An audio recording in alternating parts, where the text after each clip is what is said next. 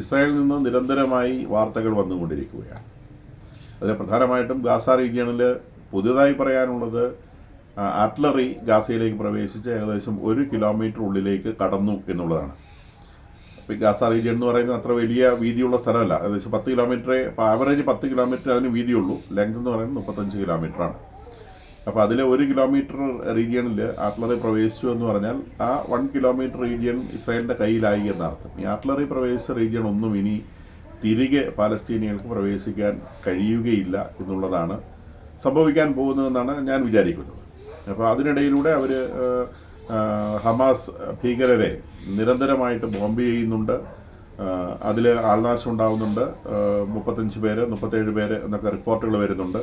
ഈ നമ്പറുകളൊന്നും കറക്റ്റ് ആയിക്കൊള്ളണമെന്നില്ല. അത് എണ്ണത്തിൽ കൂടുതലാവാനാണ് സാധ്യത. അപ്പോൾ ഇന്നലെ അൽ ജസീറ ഒരു കൃത്യമായ റിപ്പോർട്ട് പറഞ്ഞിരുന്നു. പിന്നെ ഈ പുതിയ ആക്രമണം മാർച്ച് 19 തുടങ്ങിയ ഈ വെടിനിർത്തലിന് ശേഷം തുടങ്ങിയ ആക്രമണത്തിൽ കുഞ്ഞുങ്ങൾ മാത്രം 280 എണ്ണം മരിച്ചു എന്നാണ് അവരുടെ കണക്ക്. അപ്പോൾ ഏകദേശം 1000-ഓളം ആളുകൾ മരിക്കുന്നതിൽ ഈ 280 പേര് എങ്ങനെ കുഞ്ഞുങ്ങളാവുന്നു എന്നുള്ളത് ഞാൻ കഴിഞ്ഞ വീഡിയോയിൽ പറഞ്ഞതിലാണ് അതിൻ്റെ ഉത്തരവുള്ളത്. അതായത് ബോംബ് എവിടെ വീഴാൻ സാധ്യതയുണ്ടോ അവിടെ ഒരുതരം ബലി നൽകൽ പോലെ കുഞ്ഞുങ്ങളെ കൊണ്ടുവന്ന് നിർത്തുകയാണ് ചെയ്യുന്നത്. അപ്പം കുഞ്ഞുങ്ങൾ ബോംബിങ്ങിൽ പെടുകയല്ല ചെയ്യുന്നത്. ബോംബ് വീഴുന്ന സ്ഥലം നോക്കി കുഞ്ഞുങ്ങളെ കൊണ്ട് നിർത്തി അവരുടെ ദൈവത്തിന് ബലി കൊടുക്കുന്നു. നമ്മൾ പണ്ട് മന്ത്രവിദ്യകളിലൊക്കെ ചെയ്യുന്നത് പോലെ, കഴുത്തറത്ത് ബലി കൊടുക്കുന്നത് പോലെ ഇവിടെ ഇസ്രായേലിൻ്റെ ബോംബിന് കീഴിൽ ബലി കൊടുത്ത് ആ കുഞ്ഞുങ്ങളെ നേരെ സ്വർഗത്തിലേക്ക് അയക്കുന്നു എന്ന് അതിൻ്റെ മാതാപിതാക്കളെ പറഞ്ഞ് വിശ്വസിപ്പിക്കുന്ന കലാപരിപാടിയാണ് ഇവിടെ നടക്കുന്നത്. അങ്ങനെയാണ് ഇത്രയധികം കുഞ്ഞുങ്ങൾ മരിക്കുന്നത്. ഇനി ഈ യുദ്ധത്തിൻ്റെ പ്രത്യേകത ഇപ്പോഴിത് സിറിയയിലും സ്റ്റാർട്ട് ചെയ്തിരിക്കുന്നത്. സിറിയയുടെ കിഴക്കൻ ഭാഗത്ത് തെക്ക് ഭാഗത്ത് ഉള്ള പ്രദേശങ്ങളിൽ കുറച്ച് ദിവസങ്ങളായിട്ട് ഇസ്രായേൽ അവിടെ സ്ക്രിമിഷസ് നടക്കുന്നുണ്ട്. അപ്പം അവിടെ ഇസ്രായേൽ സേനയുമായിട്ട് അവിടെ ആ പ്രദേശത്തുള്ള സിറിയൻ പട്ടാളമാണോ അല്ലെങ്കിൽ ഹിസ്ബുള്ളയുടെ ആളുകളാണോ എന്നുള്ളത് നിശ്ചയമില്ല.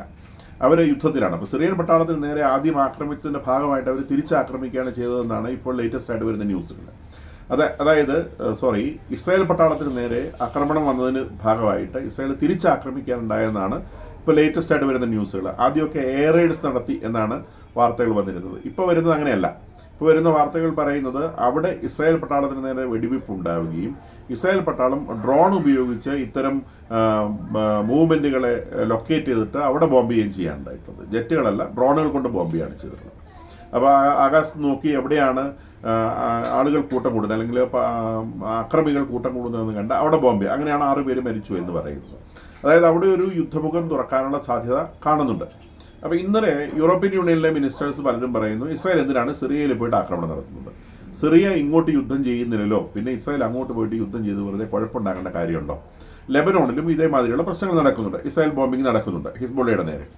അപ്പോൾ ഇവിടെ വാസ്തവത്തിൽ എന്താ സംഭവിക്കും? നമ്മളൊക്കെ വിചാരിക്കും ഒരു യുദ്ധം എപ്പോഴും തുടങ്ങിക്കഴിഞ്ഞാൽ അതെങ്ങനെ സമാധാനത്തിൽ എത്തിക്കാമെന്നാണ് സാധാരണഗതിയിൽ ആളുകൾ ആലോചിക്കുക. അപ്പോൾ ഈ ഒരു യുദ്ധത്തിൽ മാത്രം അത്തരമൊരു രീതി നമ്മൾ കാണുന്നില്ല. അതിൻ്റെ കാരണം എന്താണ്? ഈവൻ ഉക്രൈൻ റഷ്യ യുദ്ധത്തിൽ പോലും അമേരിക്ക അതിലിടപെട്ട് ഒരു വെടിനിർത്തൽ ഏർപ്പെടുത്തിയാൽ പിന്നെ അത് വെടിനിർത്തലായിട്ട് തുടരും. പിന്നെ അതിനപ്പുറത്തേക്ക് അത് പോവില്ല. ഇത് വെടിനിർത്തലായി ഒരു ഭാഗിക വെടിനിർത്തൽ കരാറിൽ എത്തിയെങ്കിലും അത് ഇസ്രായേൽ ഒരു വെടിനിർത്തലിലേക്ക് പോകാൻ ഭയമാണ്. എന്താണ് അതിൻ്റെ റീസൺ? അതിൻ്റെ റീസൺ ഒറ്റ കാര്യമുള്ളൂ. ഇവർ എത്നിക് ക്ലെൻസിങ് എന്ന് പറയുന്ന ഈ കാര്യം വാസ്തവത്തിൽ ഇസ്രായേലിൻ്റെ നേരെയാണ് എത്നിക് ക്ലെൻസിങ് നടക്കുന്നത്. UN ഒക്കെ പറഞ്ഞ് എത്നിക് ക്ലെൻസിങ് എന്ന് പറയുന്നത് പാലസ്തീന റീജിയനിൽ നിന്ന് പാലസ്തീനികളെ മാറ്റുന്ന പ്രോസസ്സിൻ്റെ പേരാണ് എത്നിക് ക്ലെൻസിങ് എന്ന നിലയ്ക്കാണ് അവരതിനെ കാണുന്നത്. അപ്പോൾ ഇപ്പം പാലസ്തീന റീജിയനിൽ ഗാസയിൽ നിന്ന് പാലസ്തീനികളെ ഒഴിപ്പിക്കുന്നത് ഒരുതരം എത്നിക് ക്ലെൻസിങ് ആണെന്നാണ് UN പറയുന്നത്. വാസ്തവത്തിൽ എത്നിക് ക്ലെൻസിങ്ങിന് ശ്രമിക്കുന്നത് ഇസ്രായേൽ അല്ല. എത്നിക് ക്ലെൻസിങ്ങിന് ശ്രമിക്കുന്നത് അറബികളാണ്. അതായത് ഭൂമുഖത്ത് നിന്ന് ജൂതന്മാരെ കൊന്നു തീർക്കാനാണ് അറബികൾ ശ്രമിക്കുന്നത്. നേരെ മറിച്ച് ഇസ്രായേൽ അവരുടെ ആത്മരക്ഷയ്ക്ക് വേണ്ടി പാലസ്തീന റീജിയനിൽ നിന്ന് അവരെ ആക്രമിക്കാൻ സാധ്യതയുള്ള അല്ലെങ്കിൽ അവരുടെ രക്തത്തിന് കൊതിച്ചു നടക്കുന്ന ആ ചെന്നായ്ക്കളെ അവിടെ നിന്ന് ഒഴിവാക്കി വേറൊരു സ്ഥലത്തേക്ക് ട്രാൻസ്പ്ലാന്റ് ചെയ്യുകയാണ് ചെയ്യുന്നത്. എത്നിക് ക്ലീനിങ് എന്ന് പറഞ്ഞാൽ കൊന്നുകളയല്ല ചെയ്യുന്നത്, മാറ്റി താമസിപ്പിക്കാൻ ശ്രമിക്കുകയാണ് ചെയ്യുന്നത്. ഇപ്പോൾ സിറിയയിലാണെങ്കിലും ശരി, ലെബനോണിലാണെങ്കിലും ശരി, മുസ്ലിം ഇസ്ലാമിക തീവ്രവാദികൾ അടിഞ്ഞുകൂടുന്ന കാണുമ്പോൾ ഇസ്രായേലിന് വലിയ ഭയമാണ്. കാരണം അവരുടെ രക്തത്തിൽ അലിഞ്ഞു ചേർന്ന 3 വയസ്സ് പ്രായത്തിൽ അവരെ പറഞ്ഞ് പഠിപ്പിച്ച ഒരു വിശ്വാസമുണ്ട്.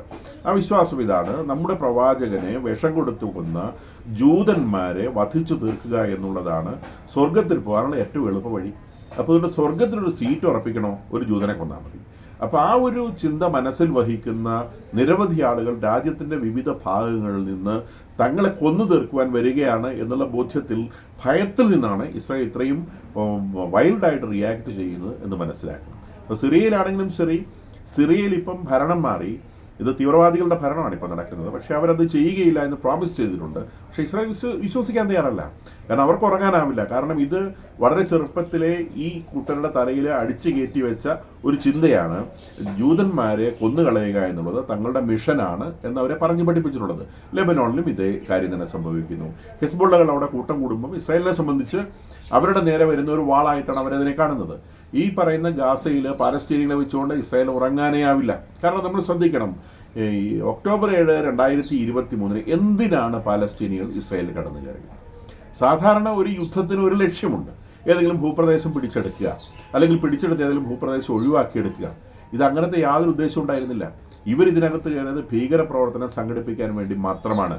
കഴിയുന്നത്ര ആളുകളെ കൊന്നു തീർക്കുക, കഴിയുന്നത്ര സ്ത്രീകളെ അപമാനിക്കുക, ബലാത്സംഗം ചെയ്യുക, കഴിയുന്നത്ര കുഞ്ഞുങ്ങളെ ദുരുപയോഗം ചെയ്യുക. കാരണം ഈ കുഞ്ഞുങ്ങളൊക്കെ അവരെ സംബന്ധിച്ച് ഏറ്റവും വലിയ ശത്രുക്കളാണ്. പിറന്നു വീണ കുഞ്ഞടക്കം ഏറ്റവും വലിയ. അതുകൊണ്ടാണ് ആ കുഞ്ഞുങ്ങളോട് പോലും കണ്ണിൽ ചോരയില്ലാതെ ഇത്തരം നിഷ്ഠൂരതകൾ കാണിക്കുവാൻ മനുഷ്യർക്ക് സാധിക്കുന്നത്.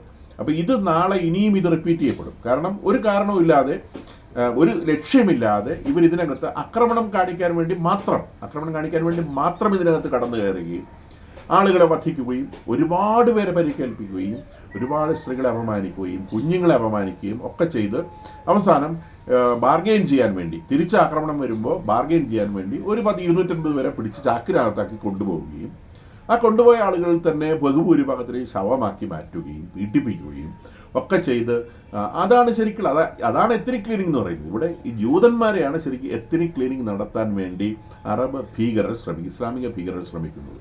ഇത് UN ഒക്കെ നേരെ തിരിച്ച് എടുത്ത് ഇസ്രായേലിൻ്റെ തലയ്ക്ക് തിരിച്ചടിച്ചു കൊടുക്കുകയാണ്. നിങ്ങളാണ് എത്നിക് ക്ലീനിങ്ങിന് ശ്രമിക്കുന്നത്. അവർ എത്നിക് ക്ലീനിങ് അല്ല ശ്രമിക്കുന്നത്, അവർ ട്രാൻസ്പ്ലാന്റേഷനാണ് ശ്രമിക്കുന്നത്. അവിടെ നിന്ന് മാറ്റി താമസിച്ച് ഞങ്ങൾക്ക് കൂടെ കിടന്നുറങ്ങാം, ഇല്ലെങ്കിൽ ഞങ്ങളുടെ തലയിൽ വന്ന് കയറും. അല്ലെങ്കിൽ ഈ ജൂതന്മാരുടെ നേരെ ഇവർ പ്രയോഗിക്കുന്ന തരത്തിലുള്ള യാതൊരു തരത്തിലുള്ള വിരോധവും ജൂതന്മാർക്ക് ഈ കൂട്ടരോടില്ല. എത്നിക് ക്ലീനിങ്ങിന് അവർ ശ്രമിക്കുന്നുണ്ടെങ്കിൽ യുണൈറ്റഡ് അറബ് എമിറേറ്റ്സുമായോ സൗദി അറേബ്യയുമായോ ഒരു സൗഹൃദത്തിന് ഇസ്രായേൽ ഒരു കാലത്തും നിൽക്കില്ല. ഇസ്രായേൽ മുൻകൈയെടുത്ത് അല്ലെങ്കിൽ അമേരിക്ക മുൻകൈയെടുത്താണ് അറബ് അക്കോഡ് ഉണ്ടാകുന്നത്. ഇസ്രായേലിൻ്റെ താല്പര്യപ്രകാരം ഉണ്ടാകുന്നതാണ് അറബ് അക്കോഡ്. അറബ് അക്കോഡ് എന്ന് പറയുന്നത് അറബികളുമായി സമാധാനത്തിൽ പോകാൻ വേണ്ടി ചെയ്യുന്ന കാര്യമാണ്. അല്ലാണ്ട് അറബികളെ ഉന്മൂലനം ചെയ്യാൻ ശ്രമിക്കുന്നതല്ല. അപ്പോഴും അവരുടെ ഭാഗത്തുണ്ടാകുന്ന പ്രതികരണം എന്താണെന്ന് നമ്മളുടെ ഈ പ്രോഗ്രാമിൻ്റെ അടിയിൽ വരുന്ന പ്രതികരണങ്ങളിൽ നിന്ന് പോലും നമുക്കിത് മനസ്സിലാകും. എത്നിക് ക്ലീനിങ് എന്ന് പറയുന്നത് ഇസ്രായേലിന് നേരെ അറബികൾ പ്രയോഗിക്കുന്ന സാധനമാണ്. അത് UN എടുത്ത് തിരിച്ച് ഇസ്രായേലിൻ്റെയും അമേരിക്കയുടെ നേരെ പ്രയോഗിക്കാൻ നോക്കുകയാണ്. അവർക്കത് മനസ്സിലാവും, ബാക്കി ആർക്ക് മനസ്സിലായില്ലെങ്കിലും അവർക്കത് മനസ്സിലാകും. അതുകൊണ്ടാണ് ഇസ്രായേൽ ഈ യുദ്ധത്തിൽ ഒരു തരത്തിലും പിന്തിരിയാതെ, ഒരു സാവകാശവും കാണിക്കാതെ അനങ്ങുന്ന സ്ഥലങ്ങളിലൊക്കെ തിരിച്ചടിക്കുന്നത്. അത് സിറിയയിലാണെങ്കിലും ശരി, ലെബനോണിലാണെങ്കിലും ശരി, ഇറാഖിലാണെങ്കിലും ശരി, ഗാസയിലാണെങ്കിലും ശരി, വേറെ ലോകത്തിൻ്റെ ഏത് ഭാഗത്താണെങ്കിലും ഇസ്ലാമിക ഭീകരത തല ഉയർത്തിയാൽ ആ നിമിഷം അതിൻ്റെ പത്തി ചവിട്ടി ഒതുക്കുവാൻ, അടിച്ചു കൊല്ലുവാൻ ഇസ്രായേൽ മുന്നിട്ട് ചാടുന്നതിൻ്റെ ഒറ്റ കാരണം അവരെ എത്നിക് ക്ലീനിങ് ചെയ്ത് കളയുമോ എന്നുള്ള ആത്മഭയം കൊണ്ടാണ്.